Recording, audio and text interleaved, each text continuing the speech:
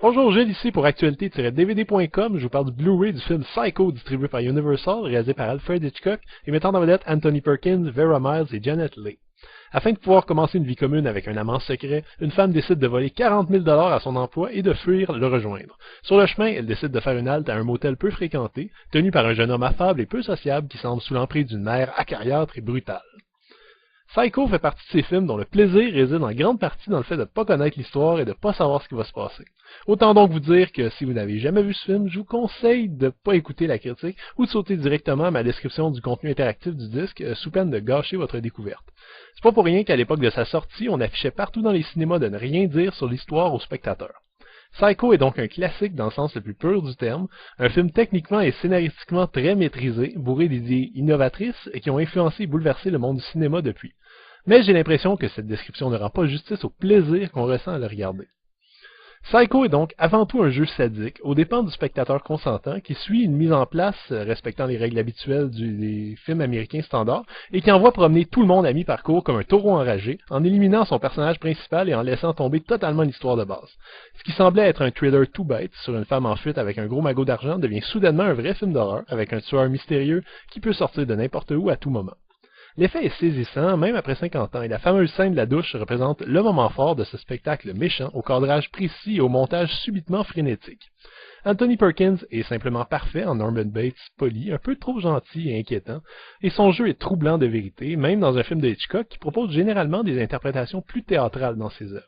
Je dis pas que sa propension à l'esthétisme poussé a disparu, quand même on retrouve encore une fois des cadrages presque géométriques extrêmement stylisés qui font sa marque de commerce, bien qu'il soit mis au service cette fois d'un scénario à la structure complexe et particulière qui nous barouette un peu dans tous les sens. Ce petit jeu a une tendance à fatiguer par contre, et la dernière partie, alors que le film reprend une apparence moins expérimentale, est beaucoup plus faible que le début.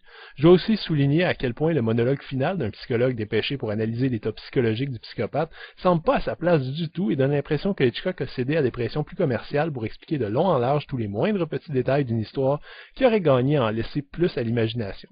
Mais on lui pardonne amplement rendu à la dernière scène, le temps d'un plan final machiavélique qui n'a rien perdu de sa puissance. L'efficacité de Psycho s'est évidemment un peu amenuisée avec le temps, et ne fait plus peur comme jadis. Faut dire aussi que beaucoup d'effets et d'idées ont été repompés allègrement dans les décennies qui ont suivi sa sortie par des réalisateurs aussi variés que Steven Spielberg, les frères Coen, Michael Haneke ou Robert Rodriguez, ce qui empêche un peu le spectateur d'aujourd'hui de pleinement apprécier la force de ce film. Cela dit, Psycho reste un des grands films d'épouvante du 7e art et beaucoup diront même sans hésiter que c'est le meilleur. Mais pas tout le monde. Difficile dans ce cas de ne pas le conseiller. Le film est présenté en 1:85 anamorphique haute définition 1080 progressif avec une nouvelle piste audio en anglais 5.1 ainsi que des pistes en anglais et en français 2.0. Les sous-titres sont disponibles en français, en anglais et en espagnol. Ce nouveau Blu-ray qui célèbre les 50 ans d'anniversaire de ce chef-d'œuvre ne propose hélas rien de nouveau à part évidemment la nouvelle image en haute définition et la piste audio 5.1.